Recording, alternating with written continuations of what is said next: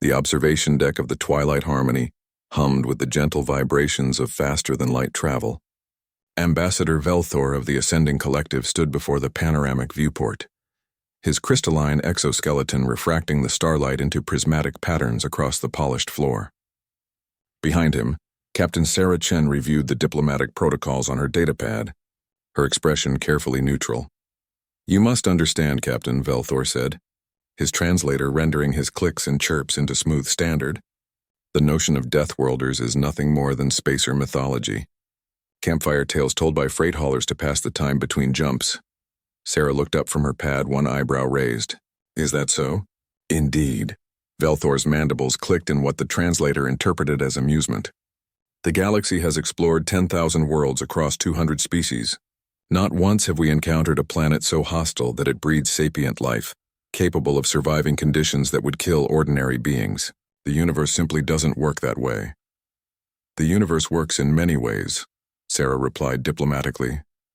Velthor turned from the viewport, his multifaceted eyes gleaming. "Your Earth, for instance. Pleasant gravity, acceptable radiation levels, moderate temperature variance. Your own data confirms it's a garden world, barely class 7 on the habitability index." Sarah's lips twitched. "We might have understated some details in our initial survey." Before Velthor could respond, the ship's alarm chimed. The overhead speaker crackled to life with the urgent voice of Lieutenant Morrison from the cargo bay. "Captain, we have a situation. One of the Velkari containment units has failed." Velthor's body went rigid. "Which specimen?" "The apex predator from Velkar Prime, sir. The Shriek Hunter." The color drained from what little organic tissue showed through Velthor's exoskeleton. "Seal all sections immediately. That creature is classified as extinction-level dangerous. It can tear through reinforced durasteel, moves faster than most species can perceive, and its neural toxin can drop a Garathian bull in seconds." Sarah was already moving toward the door. "How many crew in that section?" 12. Morrison's voice cracked with tension. "We're evacuating, but it's between us and the exit."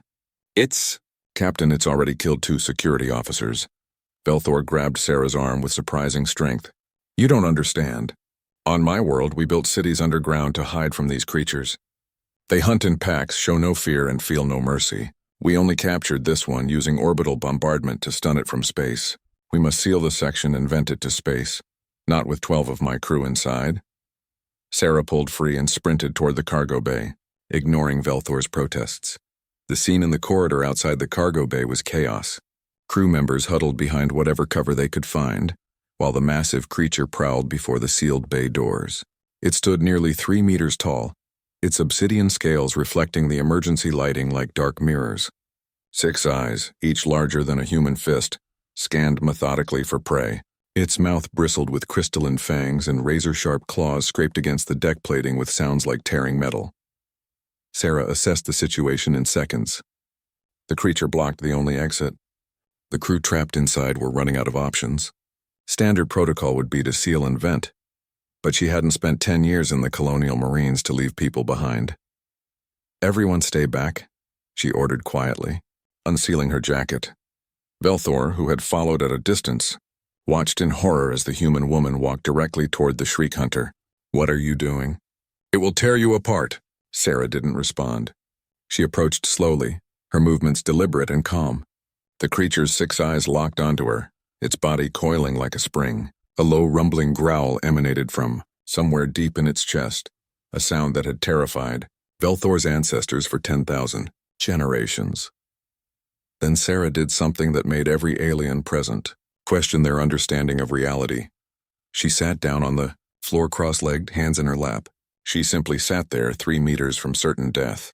The Shriek Hunter's growl intensified, its muscles tensing for the killing strike. Sarah closed her eyes and began breathing slowly, deliberately making herself smaller. The creature took 1 step forward, then another. Its claws left gouges in the deck plating. "It's going to kill her," someone whispered, but it didn't. The Shriek Hunter stopped half a meter from Sarah's position. Its 6 eyes studied her with what almost appeared to be confusion. Sarah remained perfectly still, her breathing steady and deep. Minutes passed like hours. Then, moving with infinite slowness, Sarah extended one hand, palm up, fingers relaxed. The Shriek Hunter leaned forward, its crystalline fangs close enough to Sarah's face that Velthor could see his diplomatic career and his life flashing before his eyes. The creature's nostrils flared, taking in her scent. Its tongue, black and forked, tasted the air around her hand, and then, impossibly, the apex predator of Velkar Prime lowered its massive head and allowed the human to touch it. Sarah's fingers made contact with the scales behind its eye ridge. She moved gently, scratching in small circles, her touch firm but respectful.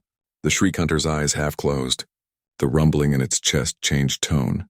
No longer a growl of aggression, but something almost like a purr. "Easy, boy," Sarah murmured. "You're just scared, aren't you? Far from home? Everything's strange. I know how that feels." For 5 minutes, she continued stroking the creature while every alien in the corridor stood frozen in disbelief. Finally, Sarah stood slowly, keeping one hand in contact with the beast. She walked backward toward the cargo bay controls, the Shriek Hunter following her like a massive, obedient pet. "Morrison," she called softly. "Open the auxiliary containment unit. The big one." The bay doors cracked open just enough for Morrison's shaking hand to activate the reinforced cage. Sarah guided the creature inside with gentle pressure and soothing words. When the door sealed, she finally exhaled. Velthor approached on trembling legs. That's impossible. The Shriek Hunter shows no domestication instinct. We've studied them for centuries. They can't be calmed or reasoned with. They're pure killing machines."